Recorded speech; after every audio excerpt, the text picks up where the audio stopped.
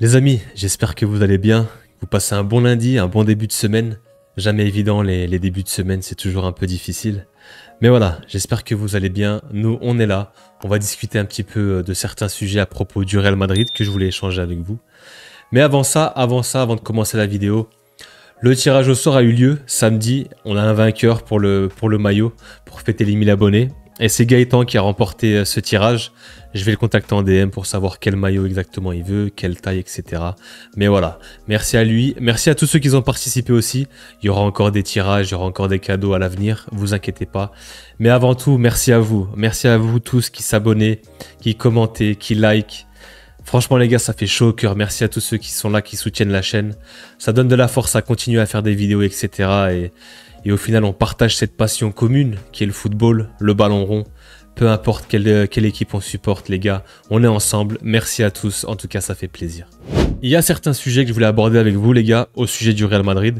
Voilà, c'est pas une vidéo débrief, une vidéo review, pré-match, avant-match, etc. On est juste là, on discute, on chill. Il y a 2-3 sujets que je voulais partager avec vous. Et on va commencer directement par le premier sujet. Arda Güler, les gars. Arda Güler qui fait le sujet qui fait jaser un petit peu. Ouais, Arda Güler qui est porté disparu, les mecs. Ça fait 5 matchs qu'il n'est pas rentré, on l'a pas vu jouer. Ça fait un petit moment. Et on se pose tous la question. Moi, le premier, je me pose la question, pourquoi Arda Güler ne joue pas? Pourquoi Carlo Ancelotti ne donne pas des minutes à Arda? Je sais pas. Les gars, on sait tous que Arda, il a des qualités. C'est un super joueur, il est pétri de talent. C'est pas pour rien que le Real est allé le chercher au Fener. Voilà, ça, ses qualités, les gars, c'est indéniable. On n'est pas là pour parler de ses qualités. Par contre, pourquoi il joue pas? Honnêtement, c'est compliqué à répondre à cette question, je sais pas. Est-ce que c'est parce qu'à l'entraînement, il n'est pas assez bon? C'est que ses performances ne sont pas bonnes? Est-ce que de par ses dernières sorties, ses dernières copies qui n'étaient pas bonnes aussi? Est-ce que dans l'attitude, comportement, il y a quelque chose qui cloche, qui va pas? On sait pas. On n'est pas là à l'entraînement, on n'est pas dans l'inside du club. Je sais pas, honnêtement, c'est compliqué. Il y a aussi cette concurrence, les gars. On parle du Real Madrid. T'es dans le plus grand club du monde, qui est censé avoir les meilleurs joueurs du monde. Et sur le secteur offensif, bah les gars, je vous fais la liste, mais vous connaissez. Mbappé, Vini, Rodrigo, Brahim Diaz, Bellingham. Bon, on sait que lui, il a été utilisé sur le poste d'ailier droit. Pour moi, ça le dessert. Pour moi, c'est pas un ailier droit. Il devrait pas jouer là-bas, même si il peut se débrouiller, etc. Il n'y a pas de problème. Pour moi, il a plus ce rôle... il a plus un profil pour jouer en tant que numéro 10, ou un profil axial en tout cas, pas sur un côté. Pour moi, c'est pas un ailier, c'est pas forcément un joueur qui va prendre de la profondeur, de la vitesse, etc. C'est un joueur petit périmètre, fin techniquement, etc. Je le préfère le voir en poste de numéro 10. Pourquoi pas au milieu de terrain même un peu reculé, 9,5 peut-être, pourquoi pas, mais en tout cas, je le vois dans une position axiale, pour qu'il puisse exploiter au maximum ses qualités. Pour moi, ça le dessert le fait qu'il joue sur un côté. Et on a pu voir ces dernières performances qu'ils ont été un petit peu moyennes, mid, voire pas très bonnes même. Est-ce que c'est à cause de ça? Est-ce que c'est la concurrence? Il est jeune encore, il a 19 ans. Hein. Est-ce que c'est le fait de son attitude, son comportement? Je sais pas. En tout cas, moi-même, je comprends pas pourquoi au moins... Enfin, on parle pas d'une titularisation, les gars. On parle juste d'avoir quelques minutes, en fait. De pouvoir rentrer. Avant ça, en début de saison, même au mois de janvier, il avait 17 minutes par là, une demi-heure par-ci, il a joué parfois titulaire. Là, on le voit plus du tout. Il n'a même pas 10, 15 minutes, rien du tout. Je trouve ça assez bizarre. Voilà, Carlo Ancelotti doit avoir ses raisons. Forcément, les gars, les choix d'un coach, c'est toujours discutable. Il y a toujours un content, un mécontent, etc. Moi, je sais pas le pourquoi du comment, mais je trouve ça un peu quand même bizarre qu'il n'ait pas quelques minutes. Au moins, voilà. Ça, c'était mon avis sur Arda Güler. J'espère qu'il va revenir. Carlo Ancelotti l'a dit en conférence de presse. Il y a la question qui lui a été posée. Apparemment, il va revenir, il va jouer, etc. Il aura du temps de jeu, j'espère en tout cas. Moi, j'ai pas envie de le voir partir. C'est un pur talent générationnel et j'espère qu'il va rester chez nous. Mais ouais, c'est assez bizarre quand même qu'il ait plus de minutes ces derniers temps. Le prochain sujet, les gars, je voulais parler de la doublette. Je vous la mets tout de suite. Celle-ci. Mbappé, Vinicius, Vinicius, Mbappé. La connexion, l'association de ces deux joueurs. Les gars, honnêtement... Venez, on se pose 5 minutes, les gars. On remet les pieds sur terre. Les gars, les supporters de Madrid. On a Mbappé et Vinicius dans la même équipe. C'est fort quand même. Venez, on kiffe en fait juste. Venez, on kiffe. C'est trop fort. Et les gars, on parle de deux Deux très très grands joueurs. Top 5, top 10, comme vous voulez. Mais c'est le gratin, les gars. Là, c'est le très très haut niveau. C'est ce qui se fait de mieux en termes d'offensif. On a Mbappé, on a Vinicius dans la même équipe, les gars. C'est incroyable. Faut kiffer, faut profiter. Même si, oui, on se souvient en début de saison, Mbappé, l'adaptation, l'acclimatation en Espagne, les matchs, c'était compliqué. Avant cette interview avec Mouloud Achour, hein, on se souvient qu'il avait touché le fond. Lui-même l'avait dit. Ce match contre Liverpool où Van Dijk l'avait bousculé. Il y a cette photo où il fait de la capoeira, où il fait un Thomas, ou je sais pas. Il y a aussi ce penalty raté contre Bilbao. Là, il était vraiment au fond. Même dans le jeu, c'était pas ça. Il avait perdu son explosivité. Il réussissait pas ses dribbles. Il perdait des passes.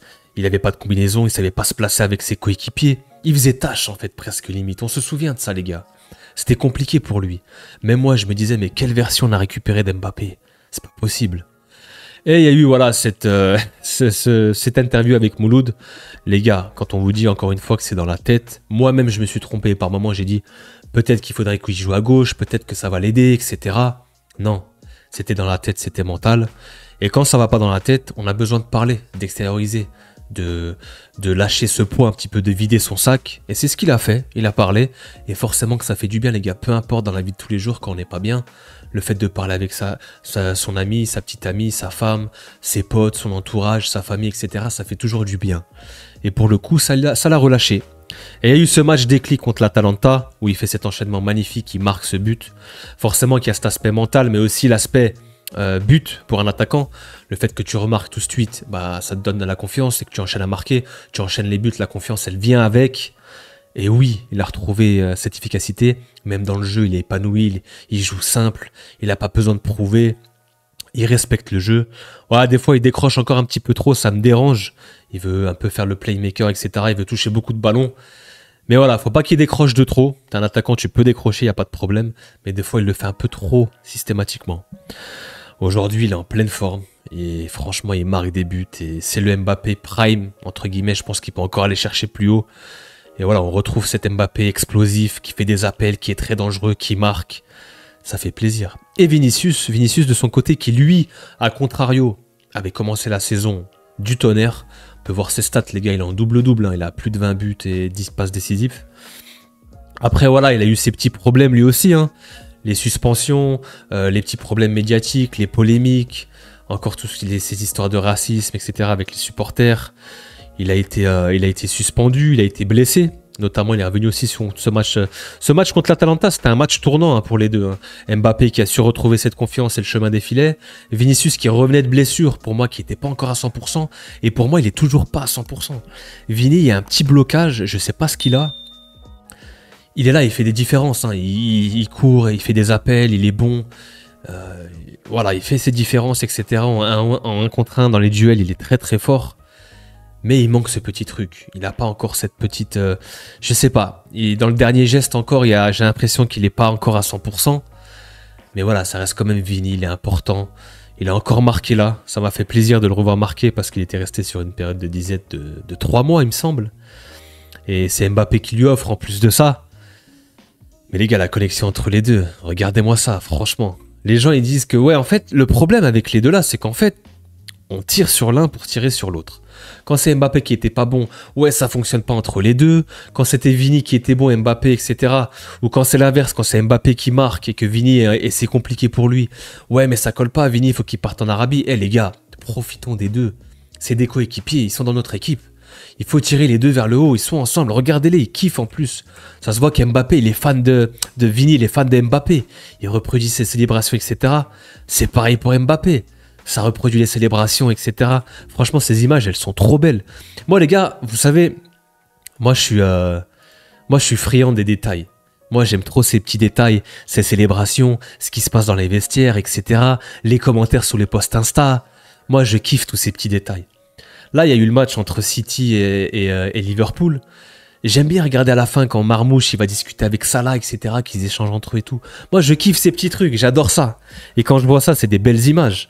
On voit qu'ils se kiffent les mecs, il y a une bonne relation entre eux, c'est deux goats, c'est deux monstres, et franchement, c'est des images sincères, ils se kiffent les deux, ils kiffent jouer ensemble, et là ça commence à prendre, et quand les deux vont vraiment jouer ensemble, ils vont vraiment se trouver, cette combinaison va faire très très mal, ce duo va être inarrêtable j'espère.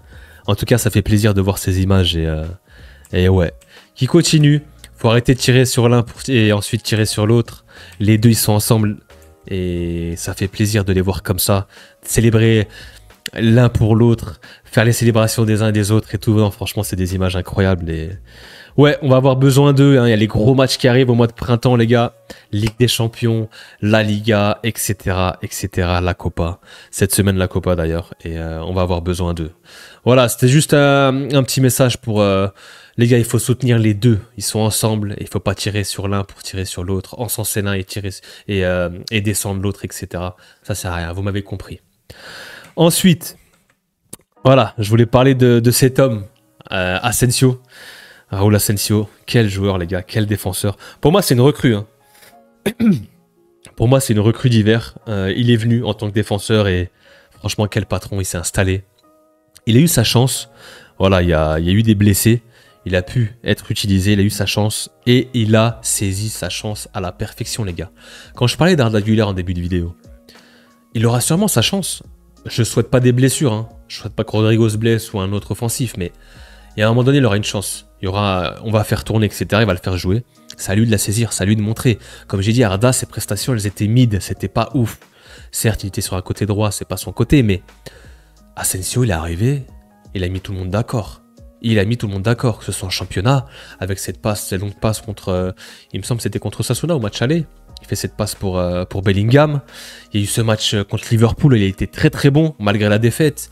Et puis après, il a continué, il a été régulier dans les performances. Le caractère, la grinta espagnole. Enfin, non, franchement, il est propre dans le jeu, il est rapide, il est complet en plus de ça. Le mec, il a quoi, 20 ans, 21 ans? Pas beaucoup d'expérience, il est déjà mature dans son jeu. Franchement, ça fait plaisir de voir un...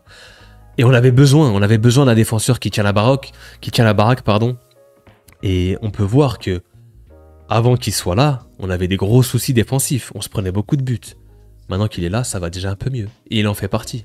Et il y est pour quelque chose, les gars. Honnêtement, il y est pour quelque chose. J'aimerais bien voir cette stat, elle doit traîner quelque part. Asensio, top défenseur, il fait du bien avec avec ce secteur décimé, toutes ces blessures derrière en défense. Il est là, il tient la baraque. Pour moi, il doit être titulaire, il doit jouer les gros matchs. C'est l'avenir, les gars. C'est l'avenir du Real et c'est aussi, avant tout, l'avenir de la sélection espagnole. Pour moi, les gars, c'est un mélange de Ramos et de Varane. Il a cette grinta, ce regard un peu sûr de lui, confiant et toujours fort dans les duels, etc. Ça pourra lui coûter défaut. Attention, hein, des fois, il a un peu trop d'engagement. Mais il est rapide en plus de ça, c'est pour ça qu'il me fait penser à Varane. Il est rapide, il comble les erreurs de ses coéquipiers, que ce soit Rudiger, Alaba, il est rapide. Non, franchement, il n'y a rien à dire. Asensio, on le voit hein, dans son regard très déterminé, très confiant. Franchement, un joueur déjà mature pour son jeune âge. Et ça fait plaisir d'avoir un défenseur comme ça et il tient la baraque. Et on va avoir besoin de lui aussi. Ah ouais, cette image, ce tacle contre Marmouche, il est toujours à la limite hein, des fois. Hein. Je me souviens du tacle contre De Bruyne, ce tacle contre Marmouche. Il est impeccable. Pour l'instant, voilà, il fait le boulot et ça fait plaisir. Je voulais discuter aussi d'un dernier sujet, les gars. C'est monsieur Carlo Ancelotti, El Mister Don Carlo. Qu'est-ce qui va se passer pour lui, les gars? Qu'est-ce qui va se passer à la fin de saison? Il y a plusieurs scénarios. Pour moi, il y a 2 scénarios possibles. Voilà, on est encore en liste sur 4 compétitions. Il y a la Liga, la Ligue des Champions, la Copa del Rey et aussi la Coupe du Monde des clubs cet été. Il y a encore 4 trophées. Admettons, on gagne rien. Admettons, il gagne rien. Ou à la limite, la Coupe du Monde des clubs et la Copa, ce serait un échec. Tu te fais éliminer en Ligue des Champions, tu perds la Liga, c'est un échec. Voilà, je pense que derrière, à mon avis, il n'est pas renouvelé. Il y a sûrement Xabi Alonso qui prépare ses valises. À mon avis, son bureau est déjà prêt. Hein. J'ai le sentiment que ce sera une suite logique. Un petit peu comme Zidane et l'équipe de France. On sait que ça va se faire. C'est qu'une question de temps. J'ai l'impression que Xabi Alonso, c'est pareil avec le Real. Voilà, de par le fait que c'est un Espagnol, qu'il ait joué là-bas. On se souvient de la Décima. Il était là dans les tribunes. Il était tout foufou. Il en revenait pas. Il a vécu ça aussi. Ouais, pour moi, je pense que Carlo, ça va être sa dernière saison, peu importe ce qui se passe. Parce que le deuxième scénario, qu'est-ce que c'est? Admettons qu'il remporte la Liga et la Ligue des Champions. Ne serait-ce que ces deux titres-là. Un back-to-back. Ce serait incroyable, une saison réussie. Il pourrait partir par la grande porte. Donc l'un dans l'autre, j'ai le sentiment que c'est sa dernière saison et qu'on a déjà préparé le bureau et le survêtement pour Xabi Alonso la saison prochaine. Peut-être je me trompe, mais je pense que ça va se terminer comme ça. En tout cas, quoi qu'il arrive, Carlo, vraiment, c'est la gagne. Carlo, c'est la gagne. Il a gagné beaucoup avec le Real Madrid. C'est l'entraîneur le plus titré. Et franchement, moi, je l'aime beaucoup, même si voilà, tout n'est pas parfait, mais c'est quand même un bon coach. Et il n'y a pas que moi qui l'aime beaucoup, il y a aussi les joueurs. Hein. On se souvient de ces images, les gars. Les joueurs l'adorent. Franchement, les joueurs l'adorent. C'est comme un père pour tout le monde. Et on le voit aussi danser. Je me souviens quand il dansait aussi avec les joueurs. Et il y a ces images franchement magnifiques. C'était en 2022, il me semble. Non, franchement, Carlo, incroyable. Voilà, merci pour tout. Quoi qu'il arrive, Carlo, s'il part ou s'il reste, moi je serais content même s'il reste. Je vais pas faire l'ingrat. S'il reste, s'il prolonge d'une saison, tout comme Luka Modric. Hein. Ils peuvent prolonger encore d'une saison, moi je serais content. Mais j'ai comme le sentiment que Xabi Alonso va lui succéder au poste d'entraîneur. Voilà, ce sera tout. C'était des petits sujets que je voulais aborder avec vous. Voilà, on discute un petit peu, on papote tranquille. Pas de débrief, pas d'après-match, pas d'avant-match. Un peu calmos, voilà. J'avais quelques sujets que je voulais aborder un petit peu avec vous. Voilà, en tout cas, n'hésitez pas à commenter si vous êtes d'accord avec moi ou pas. C'est juste mon avis. On peut échanger, on peut débattre, il n'y a aucun problème. Abonnez-vous les gars, continuez à vous abonner pour les nouveaux. On se revoit cette semaine. Peut-être demain pour le match du Barça contre l'Atlético. Pas sûr, le match il est tard. Mais sûrement, en tout cas c'est sûr, mercredi pour le match du Real contre la Real Sociedad. Un match hyper important aussi, hein. Match aller. Voilà, on se revoit très vite les gars. Passez une excellente semaine et on se dit à très très vite. Ciao ciao.